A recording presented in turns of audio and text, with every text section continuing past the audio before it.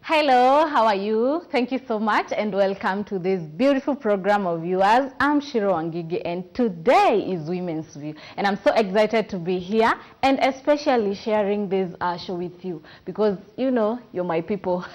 Mimi nawapenda sana. So how have you been? I really missed you. Na sasa tunaongea after election, so it has been, you know, kumekuwa tu hivyo, but I'm so much loving the way Mungu ametusaidia.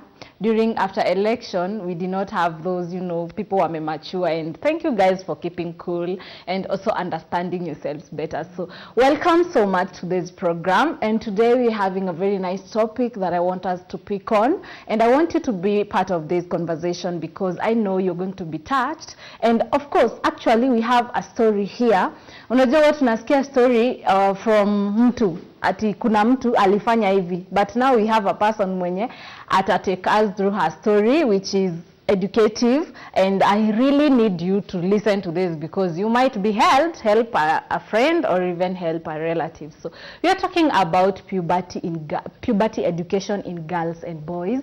As we all know, kila mtu amepita, kama umeshapita puberty stage, and there were those negative and positive effects that we went through, and sometimes we felt that we needed people to be of support, and some girls don't have that, and also boys do not understand girls, you know, atuelewani, na ndio maana we have this show. So before I introduce my guests, I want you to keep up with this conversation. Our social media at GBS TV Africa. Our SMS line is 21144. So karibuni sana sana sana. So I want to invite our beautiful guests. Karibuni sana. And thank you for being here.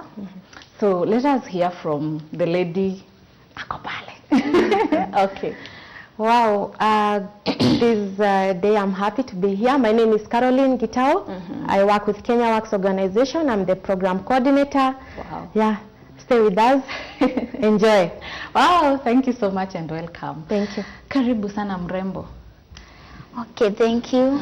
I'm called Irene Lasiti, and I came from Musenge. I have benefited from Kenya Works.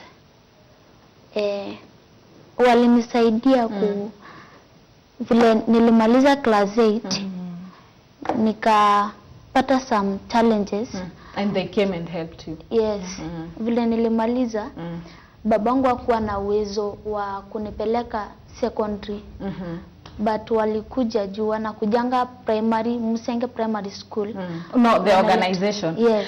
So I think even before tupe story yako, let us first know hii organization ni gani, because ume-mention a very important topic that uwa wanakuja shule. So let us know from Carol first, what is Kenya Works Organization? Okay, Kenya Works Organization is an organization that works for the Kenyan communities. Okay. Yeah, our main mission is to empower the Kenyan communities, especially those ones who are living in marginalized areas, in very vulnerable circumstances, to be able to solve their own issues, and get empowered, and also to create opportunities with dignity for the people of Kenya. In this case, are you talking about both, or girls and boys, or you just majored to a specific gender? Okay, for now we help, we work with both genders, boys and girls, but majorly we've been able to rescue more girls, and that's why mostly we have girls in our rescue center. Yes, yes. So are you spreaded, like diverse?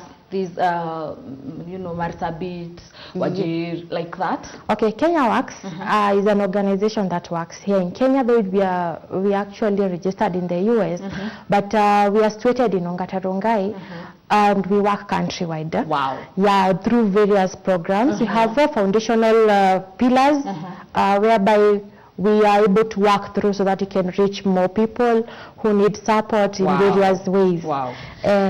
Before even you continue, I want to get back to Irene because I would also want to know, like, Carol, why did you get yourself in Kenya Works Organization? If you have a story behind, I don't know. So able to scare from Irene, today we are talking about puberty in girls and boys. Of course, you've gone through that, Cynthia.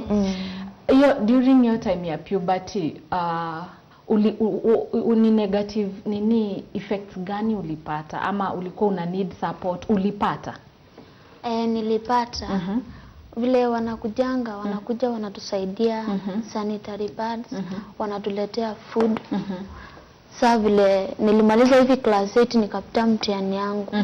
Sasa babangu vile hakuwa na uwezo wa kunipeleka secondary.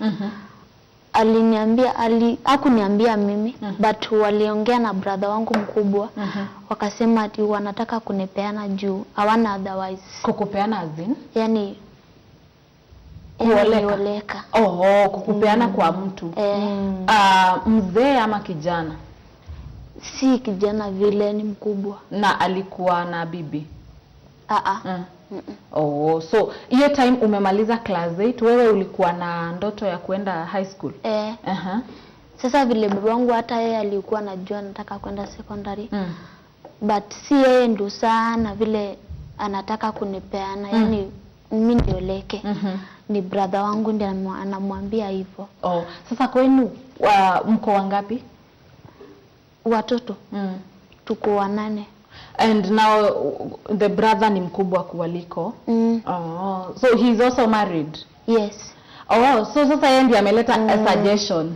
So Carol, how did you meet Irene? Okay, Irene comes from the community of Magadi. This is where we have some of our programs. It's an arid, semi-arid area, and we have some schools where we take feeding. We have feeding programs in those schools, and through the programs we have in that area, I've been able to talk to people in that area, and we have been able to identify some cases which early marriage, child marriage, that is one of the key things that has stood out in that area. And therefore we decided to introduce another program whereby we'll be mentoring girls in those schools that we have feeding in the schools. Yes, so as you go and help them with sanitary towels and also educating them about puberty, we also have mentorship programs. The school she's talking about, it's called Musenke Primary School. Musenge. Yes, we have girls in those schools, but funny enough we don't have a female teacher in those schools. Oh my God, no. Female teacher in those schools. Irene ama Karoli anaongezea. Hakukuwa nayo. Hakukuwa na msichana na wafunza? Hakuna. Kutoka class 1? Mmoja mwenye alikuanga aliendanga. Kukakosekana? Because girls hawasomi, si ndio? Ama? Wanasoma, lakini we noticed that this area is really in very marginalized area region.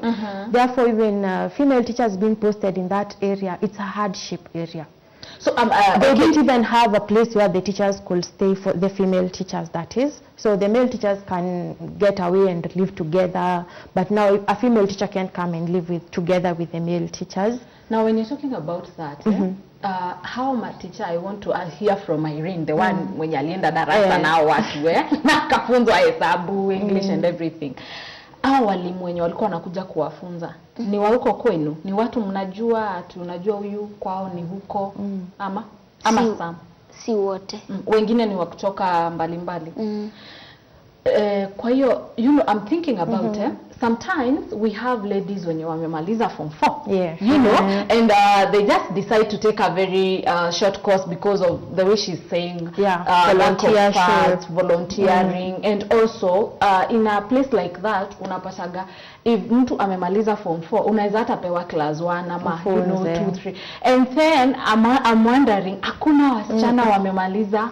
Well, wachache sana wenye wanamalizanga they get sponsorship immediately because they are not there. So the only thing we do our partners, well wishers do with those ones who have completed, they are taken for continuing with the education. But now we don't have like those ones who will volunteer. So basically we didn't have like a female teacher in that school, and we realized girls did not have role models, one. And again, what about, you know, I'm imagining, because sometimes you're having your periods. Yes. And it's the first time, like, you know, those times when you are there devastated, what is this, what is happening you can to imagine me? Who came in kuwafunza? Now hii inaitwa hivi. Like, are you telling me it's the same men? No, you can imagine in that patriarchal community, I can imagine male teachers being forced to talk about that topic. These girls who are not even comfortable with the teacher talking to them about that, they were not even free to talk about that. So most of their challenges were not dealt with, untouched. So Irene, kuna hiyo part ya tukiwa maybe ilikuwa inaanza class 4-5 hapo. Yes. That education. Yeah, puberty, this is how you're going to grow, you're going to have some breasts, you're going to have menstruations. 9 years to 15 years. Yes, you're going to add up, you know, your size. Mlikuwa mnafunzwa na nani? Hata matron ama cook. Hakuna. So mlikuwa mnafunzwa na nani? Na hao tu teachers wenye wako. Were you comfortable? Yes. Wakiwafunza hizo vitu? Au baba. Au baba sasa. Sasa na imagine huyo mwalimu amesimama anawafunza, kuna kuagana hivi, you take. By then hawakuwa na otherwise, and they don't know any other a plan B. They had to be comfortable with that. Lakini obviously their issues were not dealt with properly, and that's how Kenya Works came in, and we were able to meet some of the girls, such as Irene, who had challenges. Like Irene could not have continued with high school if Kenya Works did not come in and identified her and took her to a rescue center so that she could be able to go to high school. I want to know that process. But Irene, tumefika hii place ya brother ko ana influence baba yako uoleke. Kwa mtu unajua ama hujui ama mume, were you having a relation? Because I just feel like asking. Yes, yes, I really nilikuwa na kakitu na huyo nitumwite mubaba. Mbaba. Ni mbaba. No, ni mubaba. Mbaba. So huyo mubaba, mlikuwa na ka relationship wewe na yeye? Hapana, lakini kuna siku ingine alipiga simu. Akaniambia ati nataka to meet na wewe. Sasa after umeambiwa unaolewa? Mimi sijamwambia. Yeye anajua juu ni rafiki wa baba wangu. Sasa siku ingine baba wangu ndiye amemwambia, alimwambianga kitambo sana. Ukiwa kadogo? Akamwambia ati ni wewe ndio utachukua huyu msichana wangu. Yeah, they are booked when they are small girls. Babies. Like, mimi niko na potential msichana. Be prepared. I will tell you when to pick. Oh my God. So they're just waiting for them to get to that puberty stage, and then they're given away for marriage. Yes. Okay, thank you, you came to rescue, because I've started feeling pain and ni kama hii conversation inaanza kukua personal kidogo. Anyway, alafu akakukall. Akanicall, akaniambia ati mimi nataka to meet na wewe. Nikamuuliza juu na muogopanga ni mkubwa. Nikamuuliza aje, akaniambia kuna kitu yenye nataka kukuambia.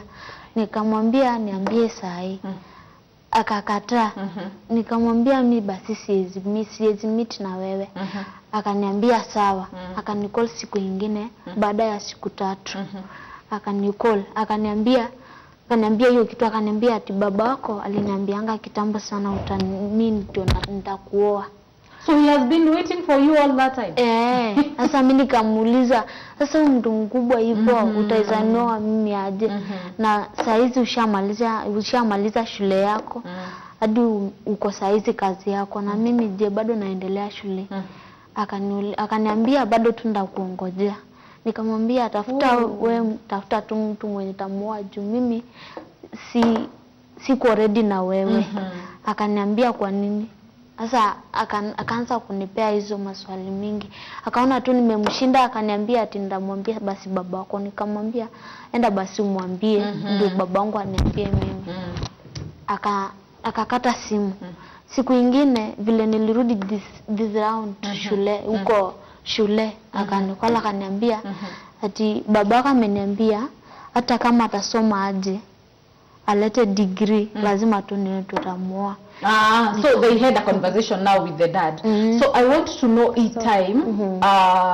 time yenye ni nani alikuja akakwambia unaoleka, like akakwambia sasa Irene you are getting married, or rather I want you to marry this man, before hata aanze kupiga simu. Ni nani alikwambia unaoleka? Ni huyu mtu anakuanga si mbali vile na kwetu.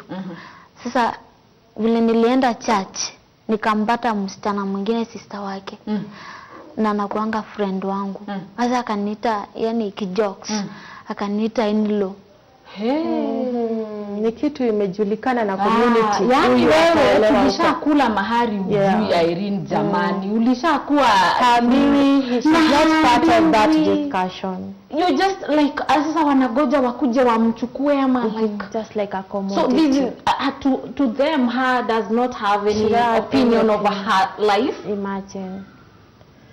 How did you feel vile huyo msichana alisema hivyo? Mimi nilishangaa nikamuuliza kwa nini unaniita in-law? Akaniambia siwe ni wa bro wangu. Nikamwambia aje. Akaniambia ati wewe baba wako siku zenye unaendanga shule huwa tunatokanga huko home tunajilipia fare, but tukifika hapo Vicodec hapo Kenya Works tunalipiwa hadi huko Migori. Tunasomea Migori County. Sasa vile aliniambia hivyo ati babako huwa huyo brother wake ndiye anauza nini yake tuseme saizi kondoo ama mbuzi. Anauza ndio ampe babangu pesa ndio anipe. Okay, sasa naona Karo kama tunaingia sasa kwa ile conversation I wasn't expecting. Kondoo, mbuzi, ng'ombe. That means the father is already benefiting from this. Nende na shule yani. So yeye ni kama ni yeye amekusomesha huyu? Hapana. So ni kubribe na bribe baba yako? That's the word. So hata sio mahari, ni bribing the father. Whatever the father needs, the guy will provide, so that the father will still keep the girl for him. So they believe it's the dad who keeps the girls. I think so. That is the parents in this But case. for her, you say for her, she has refused to get married at this age. She actually came and she was crying, and when we listened to her story and we did a follow-up, we saw if we let her stay at home during school, that she will just get married. Because you remember when you had very long holidays, yes, especially it wasn't safe for girls. Even now during this electioneering period, we had a very short time, okay, like 2 weeks, but then the girls were calling us and telling us that they are being threatened to be given away. So it wasn't her call only? No, it wasn't her. She's just one of the many girls that we have rescued. And did you to rescue them? Yes, we have a rescue center where we keep those girls safe. That is a story I want you to give us, because mahali tumefika, yani mimi na vyo wangu tumeshaanza kukua broken. Because in a heart kabisa knowing that our beautiful girls, kuna wengine hawaendi shule, wanagojewa tu puberty, na ndio inakuwa confusing period. Yes, it's a really confusing stage. So thank you so much, guys. Kenya Works organization, thank you so much. So let us take a very short break. We come back and hear more from these guys.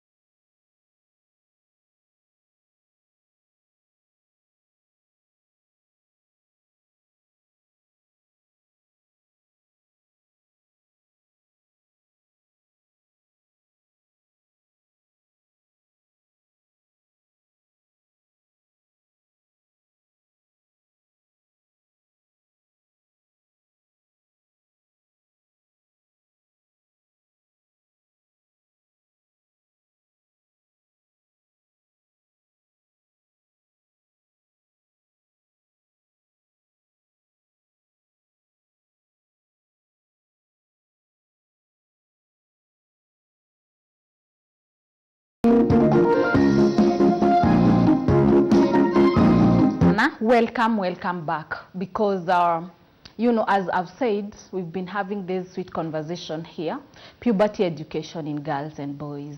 And in particular, we have a guest here called Irene, who is a very beautiful and smart kid. That's all I can say, smart girl, yeah. Because she's a person who experienced early child marriage, but was rescued by Kenya Works organization. And also Caro, as an advocate for Kenya Works organization, she's taking us through a lot. And for sure, we've had Irene narrate her story, and it's heartbreaking sometimes to hear our girls talk about these things. You know, we are here in town, we think all girls wanaenda shule, you know, we even forget about mashinani. But kumbe vitu zinafanyika mashinani, guy, we need to. Anyway, that is why Kenya Works organization is there. So if you're tuning in right now, keep up with this conversation, hujachelewa, and send me something, tell me something kwa comment. Pale tunapatana at GBS TV Africa, all our social media handles, and our SMS line is 21144. So before we went for that break, at least Irene alikuwa ametuelezea na akaingisha maneno ya hadi kondoo na ng'ombe. I went over like women. Sisi mimi tu ni ng'ombe na kondoo na nini to equivalent to that, no. Yeah, so Irene is just a voice that is speaking for many. Exactly. So according to Caro and the organization, tell us about more girls and more situations that mumeweza kurescue na kuhandle ama kukatiza. Yeah, because I feel there are very many dreams outside there which are zinatupwa tu, zinakuwa exchanged with hizo makondona, you know, and it's so sad. Exactly. Yeah. Now, in our work with the community, and we have other programs such as anti-FGM forums, whereby you have girls who are forced to undergo this practice, the FGM, which is really an abuse to girls. They are cut their genitals, which is not their will. It is some really painful experience for the girls, and we train them, or we educate them on the negative effects. And most of the girls, we've been able to rescue them from that. There are some communities, mainly in Kuria and in my community where it's practiced. Actually, you mentioned Kuria, and I also remember they even go inaitwa ile sherehe ya kutembea kwa barabara after the girls they have been cut. Oh yeah. No, you see, when that season comes, mostly they target school holidays, where the girls are at home and they are taken for the cut. It's not like a really organized cut, so you can imagine how it's not really a planned way of cutting the girl. So you just picked and you cut? Yeah, it's done brutally. So you can imagine.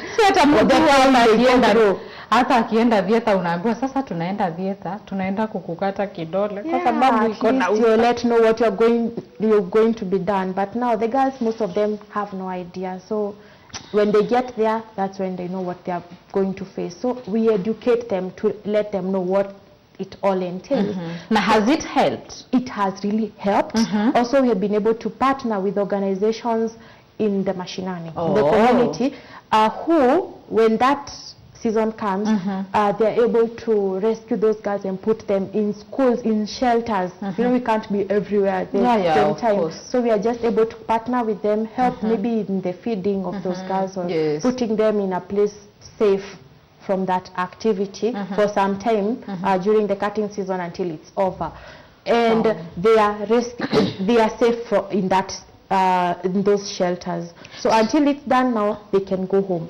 Now it's another integration process. So taking the girls back home, it's another process, because we can't have them on our shelters forever. Yes. So we need also to keep the relationship with the family. So it's another work for us to talk to the parents, educate them as well on the negative effects of FGM. Some it's not an easy process. Some will not agree with us. Some have said it's their culture, when you're interfering with their culture, and so.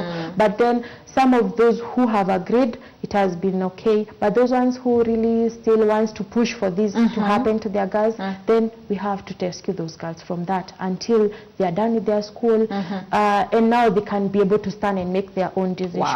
Wow. So there are some parents when you wanawasikiza. Kuna wenye wanasikia. Yeah, na wenye When you are sick kabisa sana rescue the girls. Yes, so those during the anti-FGM forums, we have the parents come in those forums and get educated as well, together with the girls and also the boys. You realize even the boys need to know about this because they propagate towards them as well. Of course. Now, when they don't know the negative effects, how will they help in ending this practice? They will not. So we need to include them in this conversation. Now, during those programs, we normally also introduce the menstruation talk. That is what health management talk. That is what I wanted to ask. Yes. Because now we may rescue this chana in puberty. Yes. Do you give them good education, teach them and provide them with the necessary things? Yes, yes. That is what another program that is done with, by Kenya Works. We ensure that they are in those safe shelters and even in schools. We also partner with schools. We take these products, the menstrual management products to them so that they are safe. In those shelters, they are safe with the menstruation products. Those are some of the necessities, especially for girls. So, nikona hii bag, ni makini pad bag. This kit contains reusable sanitary towels, naitwa makini pad. There are 8 inside, 8 of these reusable sanitary towels. Tunaweza waonyesha. There are 8 reusable sanitary towels. And can I touch? Yes. Ukinunua kitu lazima uguze. Uone na macho na uguze. Wow. In this bag we have a use and care leaflet. Yenye msichana anaweza go through aone maelezo jinsi ya kutumia na venye itamsaidia. So hii pad imekuwa ya usaidizi sana kwa hawa wasichana ambao tuna rescue na wengine wako katika mashule, sababu most of those girls wenye unasikianga they have gone through they have gotten early pregnancies. Some of them, most of them, are a greater percentage wanakuanga wakitafuta pads. Exactly. This is one of the reasons, lack of sanitary towels. Yes. Which pushed them to doing some crazy things to get the money to buy the pads and manage their menstruation. But you want menstruation to be one of the pride for girls. Yeah, because it's not that something good. Yes, it's actually a pride that we should take, and therefore we provide the reusable sanitary towels. It's a hygienic product. And you teach them also how to... Actually, I can see this one is very nice. It has some... Yes, and we normally have this curriculum that goes hand in hand with it. We leave this with the teachers. We use it as a training guide for girls and boys. So included boys in this training as well. So I want to ask Irene, because I know she's a beneficiary of these things. Yes. Irene, ulifunzwa kuhusu hizi vitu, uliletewa? Tuliletewa huko shule. Ilianza shule. So when did you first see this? Kwa wao ama kulikuwa na other organization? Wow. Kenya Works. Yes. So when they came, did you people have a problem with pads? Hivyo mlikuwa mnatoa pads wapi? You especially and also other friends of yours before they came in? Wananunua. Na sometimes wanalack. So when they came, how did it help you? Ama unaweza sema hii sasa hata msinipete. Anyway, ili kusaidia aje? Ili nisaidia juu tuseme sahi labda si ukuwa nayo. Sasa vile walikuja wakatufunza, saa zingine wanatuletea hadi panties. Wanatuletea nazo, wanatufunza tu hapo. Sasa tunajua jinsi ya vile tunatumia. Sasa tunafaidika hivyo. So periods hazikuwa shameful anymore. Unasikia ni kama unaogopa ama unasikia aibu ukiwa in periods because you had this, ndio? No. So I think you did something good. Yes, makini pad imekuwa sana ya usaidizi kwa wasichana na pia vijana wanatusaidika na boxers, ndio at least wa feel part of it. Unajua watu wanaulizanga mbona wasichana wanapewa pads na sisi tupewi kitu yoyote. We make them understand that they don't menstruate, so they don't need this, they need boxers. So tunawapatia boxers. So you buy for them? Yes. So ukiletea mtoto msichana hiki tunamletea na panty? Inaendamana na panty. Very naweza kuonyesha venye inavaliwa? Okay, inavaliwa panty inaekwa inside out. Tuko na hizi ni holders mbili. Hii by the way, hii pad inasaidia sana inavaliwa, unaekelea hapa katikati na inafungwa hapa chini. ni economical sababu ukiwa na reusable pad si kila month unaenda kununua pad. Of course. So with this girls don't need money like every month. Alafu hii inaekelewa hapa juu. So these are reusable pad. You don't use it so the girl can be safe for a whole year with a reusable sanitary towel, a hygienic one made up of very friendly and soft. It's so soft material which is not harmful to them. So this pad actually we don't only help the girls in our shelter but also in schools countrywide. Like more than 25,000 girls benefit with this pad annually. So aka kitu kako na wings kanaitwa holder. So kanakuja na hizi pads. It's a package. It's a package. So you guys are doing a good job. This is one way of helping girls and also making them to trust you guys. Yes, you see in that situation where we have men, they can't talk about these things freely and they are free to talk with us now about what challenges they go through during menstruation and during puberty. So I don't want to leave out his story hanging ya Irene because hajatuambia ama alikubali kuolewa na at what time alikubali kukuja kwa Kenya Works Organization. So tulifika mahali pa unaona kabisa ni kama huyu utaoleka. So ukaniambia you were told by a sister-in-law when alikuwa to be and then you did not know. So ulifanya nini after umeambiwa na huyo msichana na ilifika aje mpaka ukaamua kuenda kwa the organization? Nilimkaribia nikamuuliza kwa nini unaniita in-law. Akaniambia nasikia ati brother wangu anakuoa. Nikamuuliza umejuaje? Akaniambia jinsi vile siku hizi anauza kondo yake, anaambia baba wako pesa ndio uende nayo shule. Sasa nikamwambia sasa amemwambia mama yake ama baba yake. Akaniambia yeye mwenyewe yeye ameniambia the sister now. Sasa nikamuuliza so imekuwa really?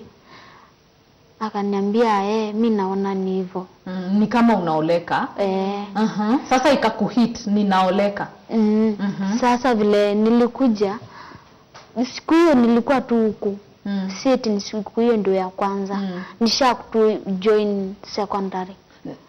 Ushakuwa rescued ama how did you get rescued? Because sisi tuko bado huko hatujajua ukikuwa rescued. Ni vile babangu tulikuwa na prayer church yetu. Sasa vile nilikuwa najiandaa ndio niende prayer, babangu akapigwa simu na headmaster wa primary. Akamwambia msichana wako ameenda shule. Akamwambia hapana hajaenda, bado hajaenda. Sijapata pesa school fee. Akamwambia jiandae sahi atoke aende alale mahali ndio aende kesho Rongai. Sasa babangu akashangaa hii kitu ni ya nini? Nimekuja kupangua mpango yake. Si ndio ninashangaa hapo sasa vaje inaenda. Kwanza anapigia yule mbaya tahiri angepigia msichana. But you see the head teacher is one of the person who we our partner in the village. So anajua na anaelewa wale watu ambao wanaweza oza wasichana wao. So that was the first person he identified for us. So hivyo ndo ulienda? Nikakuja hapa Vikodek. Sasa nikakuja kuambia unaenda shule. Mimi sikujua. Nikaambiwa naenda shule. Brother wangu huyo mkubwa ndiye amenileta hadi hapo. So at long last ni kama walikubali uende shule. Wakaachana na maneno ya kukuoza. Lakini saa hii bado tu hawajaachana.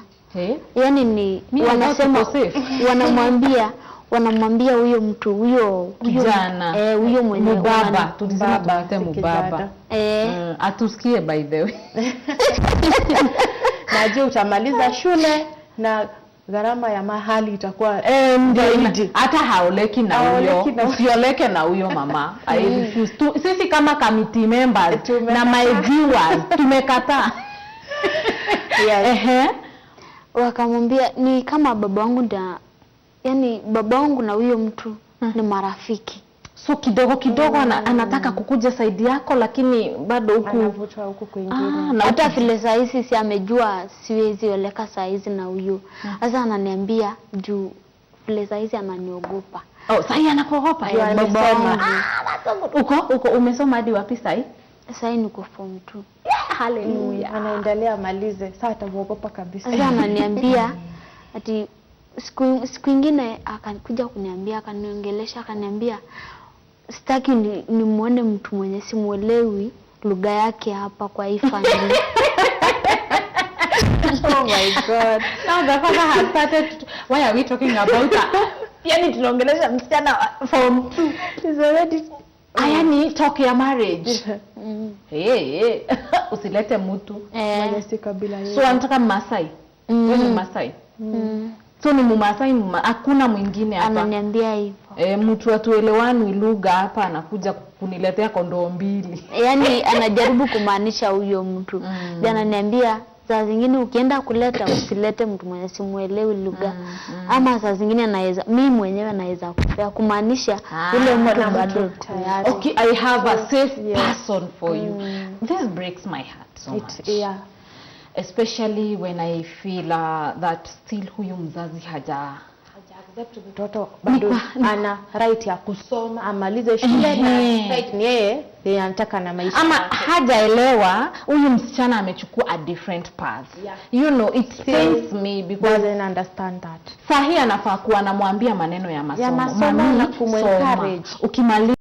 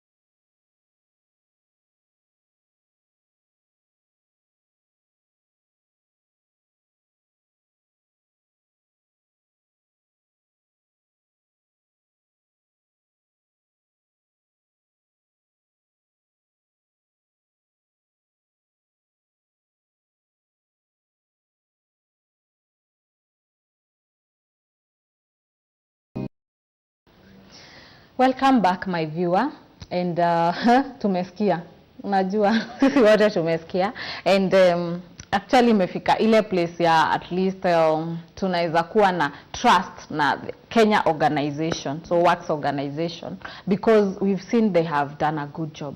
But I don't want to take much time because I want Irene to complete and or rather finish her story asituache hanging. So Irene, sasa umefika hiyo part sasa and umejoin shule na still sai bado wanakuambia. So wewe huwa unaenda home? Do you go home? Hapana. This holiday nilienda juu ya election. Sasa nikaenda vile hadi nilienda. Kuna brother wangu mwingine but si real, si wa mama mmoja. Hapana, ni brother wangu yani clan. Najua Wamasai wako na clan. Oh, okay, yes they have. Also kuna okay, siwezi elewa hiyo. Sasa huyo mtu, huyo baba alimtuma huyo brother wangu. Ameona kasichana kamerudi. Bado yani haja give up. Huyo mtu atoke hiyo village. Akamtuma huyo brother wangu, bro akakuja kuniambia ati kuna story nimeambiwa nikwambie. Nikamuuliza gani niambie. Akasema ati mimi nataka kuna friend wangu nzuri sana mpole nini ako hivi na hivi ako na karakta nzuri, mimi naweza kuambia ukwe na yeye. Sasa nikamuuliza nani? Akaniambia ni yeye huyo mtu. Tena. Sasa wamekuja wamempaka matuta sasa. They're not giving up. And sasa akakuja kuniambia ni huyo mtu. Mimi nikamwambia hapana, huyo nishamwambia mimi nimekukataa na siwezi mbenda huyo mtu. Akaniambia kwa nini? Nikamwambia juu bado nataka kuendelea shule na shamaliza hadi akona kazi yake. Na bado niko mdogo, bado nataka kuendelea shule. Yeye akaenda hivyo, akaniambia sawa. Akanicall saa hiyo huyo mtu akanicall akaniuliza ile story tu. Nikamwambia kwa nini mbaya na wewe? Akasema siwezi kubali uende hivyo. Hadi mimi ndo ninashukia hapa sasa. I know way. Seriously. Fikiria hivi analala na Irene ni kama analeft. Ati ananiambia acha hizo maneno, ukubali tu hivyo. Sasa mimi nikamwambia hapana, nikamuuliza ni wewe tumemtuma brother wangu? Akasema hapana, mimi sijamtuma. Akakudanganya ndio uone yeye ni mzuri. Kaniambia hapana, si mimi. Sasa mimi nikamwambia sawa. So hiyo ikaisha hivyo. But when you are going home ulikuwa na woga? Aje na huyo mtu akuogopa kuenda za peanwa tu au ametiwe tu asubuhi unajua majioni. Niliogopa. Sasa vile tukifunganga shule natulia tu pale Miale Tumaini. Miale Tumaini ni rescue center Kenya Works. Ndio tunaweka wasichana ambao iko Ngatarongai. Ndio wasichana ambao wako kwa hiyo fear ama yenye tumerescue from early marriage wanakaa huko. So Irene, unaweza ambia wasichana wadogo waje wenye maybe wanakuona na pia wazazi wenye wana push sana, unaweza waongelesha uambie aje? Mimi naweza waambia yani for example saa hizi mimi nimekuwa benefited from Kenya Works. Saa hizi msichana kama mdogo hivi saa hizi niende niweleke na huyo mtu mkubwa hivyo. Mimi namwambia asikubali. Akimbilie pahali penye anajua huyu mtu anaweza mwokoa. Na akimwambia shida yake ataweza mwokoa. Juu mimi saa hizi sikuwa na hizo mawazo yani kwenda kumwambia mtu. Nilikuwa nataka niende huyo headmaster wangu nimwambie ndio utaweza nisaidia aje. But hata sikuongojea vile nilikuwa nataka kwenda kwake ashapiga akakusaidia. What about the parents? Unaweza waambia nini? Parents pia yani saa hizi for example baba wangu hakuwa na uwezo wa kunipeleka secondary school. But vile mimi ndo niliomba Mungu akasikia maombi yangu. So mnaweza waambia parents wasi give up yani aone sasa hana uwezo apatiane mtoto wake. Saa hizi for example huko kwetu community saa hizi mtoto akipata mimba mzazi haizi kubali arudi shule. Saa hizi anapata faida hapo. Anasema sasa hata ule mtoto napeana. Saa hizi watoto wengi ndio wameoleka huko kwetu juu ya mimba. So mimi naweza waambia wasi give up. Kama ana uwezo ataweza tafuta tu pahali penye anaweza kimbilia na apate usaidizi. Exactly. Thank you so much Irene. You are a good girl and keep up. Do not give up. Don't ever give up. And I don't marry that person. Because it's a person mwenye already anataka kushata down your dreams. Alafu take care, ana concern ya wewe unataka kusoma. Because if he's a person who at least understands this lady, like she wants to pursue her education, he would even have supported. It's okay Irene. Okay, if ni huyu tu unataka najua hakutaki. Ungekuwa unamsupport. Sijasema umsupport. Juu saa hii hata ukimsupport, she's getting the best support. Exactly. So Irene, keep up. Na ujikaze, na usome. Yes, and then you become this good person like Carol, and then you will go back and rescue the other girls. Au wenye unasema wakipata mimba hawarudi shule. Sasa utaingia hapo ndani sasa uwasaidie. You join with other organizations. So Carol, before we finish up, what are the challenges you people go through when you're rescuing these girls? Okay, now as you have heard, most girls really go through early pregnancies, and this is because of the challenges they go through during puberty. You understand, in our cultures, our parents really don't talk to us about changes that happen, what we expect. Yes. And in schools where we don't have like even female teachers, you don't expect that topic to be talked in depth for them to understand. So mostly we don't have that knowledge with our children who are in puberty stage. And therefore ours is to talk about that in school and make them understand all adults have gone through that, and it's possible for them also to go through that stage and come out successfully. This is a stage which is full of confusion. It's really also an interesting stage because you get to realize that so many changes are happening in our bodies, and some of these changes come along with challenges, like for girls menstruation, which also requires some products which need money to buy. If you don't have money, the challenges come in, which also bring about early pregnancies because they need money to buy the pads. It's a whole lot of challenges, one coming after the other. So some of these challenges that we go through, it's because number one, lack of knowledge is really coming out in these girls. They don't have that knowledge. So for us is to go have mentorship programs with them more oftenly.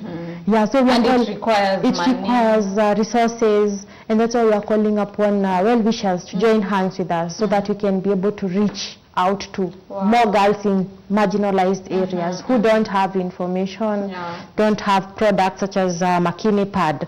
These Makini pads are produced here in Kenya at Vicodec. This is an organization which you partner with. They do the production there. So these pads are readily available for well-wishers who can wish to give girls in other areas. You know, there are so many areas which girls need the pads. It's only 550 for partners. For us, our donors have enabled us, so we give them to girls for free. And you also, do you sell to girls? No. That's why I'm saying we give them to girls for free. Well-wishers willing to give them, they just buy for 550 and just go donate them to girls, making it more affordable for girls to get it easily. Yes. What about this process of tuseme you have rescued a person mwenye hata mzazi wake hakuwa anataka, mnaweza aje ku handle a conflict between parents? Nyinyi mnachukua mtoto wangu mnapeleka wapi? We just don't go ati tunachukua watoto wao. No, it's a process. It's a process that requires a planned, it's a strategy. So we have to work hand in hand with the government officials, the children office, the chiefs. They all enable us. It's a teamwork. We need to work together because for it to be a success, we can't just work as an organization alone. Uwezi enda tu chukue mtoto wa mtu. Uwezi. Na ndio hata pia uweze kufanya reintegration, you need the officials, the government officials. Na kuna ule msichana ametoroka mbio amekuja. You know, kuamka asubuhi ama kusikia ni kama kuna kujua leo, anatoka mbio bila kuambia mtu, anakuja tu kwenu anaanza kulia. What do you help? How do you help? Sasa kama huyo, we will take her in and then we continue with the process. While ako in. Best interest first ya mtoto, alafu tuendelee na process. Ukiweza ongea kuhusu wazazi wa mashinani na huwa mnawafunza pia the negative effects of busy early marriages nini hivyo. Kuna ni kama percentage gapi imekaa ni kama inakuwa na kamwangaza mahali hata si kurespond kusema I don't agree with you but anyway it's okay. Nimekwambia it's a process na programs zetu zote kuna venye zina interlink to each other. Nimekwambia about Makini pad, tuko na education works, sasa hiyo ndio ana fall under the sponsorship program. Then tuko na shelter works. Shelter works ni kwenye tunawaeka wakae na safe shelter. And then tuko na ingine inaitwa Kenya Works Community Workshop. Hii ni yenye iko na mafunzo kwa wazazi ya ina happen more oftenly. So tunawafunza namna ya parenting. Alafu tukishawafunza, we leave them with that information to be able to train others, and then we're able to follow up doing evaluations with these parents. So it's a process. It is a process. So wezi sema ati hii group ishamalizana na hiyo. You will still find hao walifunzwa, but wawili watatu kwa hiyo group walitoka walifanya yale ambayo mliwaambia wasifanye. Walisema nyie ongeeni tu. But then after kuwa na hii program yetu ya community Kenya Works Community Workshop, training them more oftenly about the effects, parenting issues. You know, you also need to give them skills on how to do parenting, communication with their children, legal matters. They also need to know implications. There are some of the actions they take. There's this thing I want to ask him. Yes. There has been once hinted, a hint, that in some of these rescue center pia nazo sio mzuri, si safe. Let's say Irene, kwa rescue center yenye uko, is it safe for you? Are you sexually harassed? Are you unapitia child abuse because you're still a kid? Ndio. Yeah. Iko aje? Iko sawa juu kila kitu yenye nataka naweza pata. Na saizi food naweza pata, napata nguo zenye nataka. So hakuna shida. Hakuna shida. Na hakuna mtu atakuja akwambie ukienda shule nitakupea 500 juu so ulale na mimi. Hapana. Hakuna. Kuna hiyo discipline. Good. So I've had those cases. Yeah, they're there. Mnaweza aje kufanya nini on like 30 seconds? Mnaweza aje ku make sure that kwa hizo rescue center, even you without being there, everything discipline iko hapo. Tena wanaume wenye wanako huko wasianze kutake advantage of the girls wenye wamekuja. So when the employees in our rescue center in specific, those are people who are trained on these matters already. So they are advocates as well. There are people who know the implications of those things. Actually wenyewe tu hata ndio huenda ku rescue some cases. So hakuna vile mtu mwenye ameenda ku rescue yenda kuja ku violate. Wengine do that, but for us they are really disciplined and they know the implications. Na kuna zile rules and regulations. Yes, like we have our values. Okay. Na everyone knows what they're supposed to. Na hakuna kuficha. Unajua zingine we actually have CCTV everywhere. So kila kitu inaweza. So your girls are safe. They are very safe. We also have very small children. Wengine hata wa months wako huko pia. Wow. So we have a section ya watoto wadogo na we have watoto wenye wako pia puberty. Wow. I'm asking that ndio watu wa feel it's safe because it is safe. Zingine sio safe, but ours is 100% safe. Na kuna ile mnapeagwa sponsorship hata ifiki wasichana. Yes. Ni kweli we have had those cases, but ours is fully, it's something very transparent because you can tell our sponsors are like have a really like do you say direct contact because they always do let us have a conversation with their sponsored children. So like a sponsor anajua na sponsor which child. Yes, they know. Even if they won't keep coming, they know. I sponsor Irene. No. Tunakurudisha. They write letters to them, they communicate. So we have a really transparent way of operation in our shelter. Wow. I really love that because sometimes you hear those two cases even in children's home, easy rescue centers, that hata mkubwa wa huko ndiye anatake advantage of the girls. And you know if it's so unfortunate. If mkubwa mwenyewe mwenye amesimamia hiyo rescue center anaweza take advantage of huyo mtoto, you know hao watoto hawezi ongea. He's the only person ama they are the only people wanamuogopa.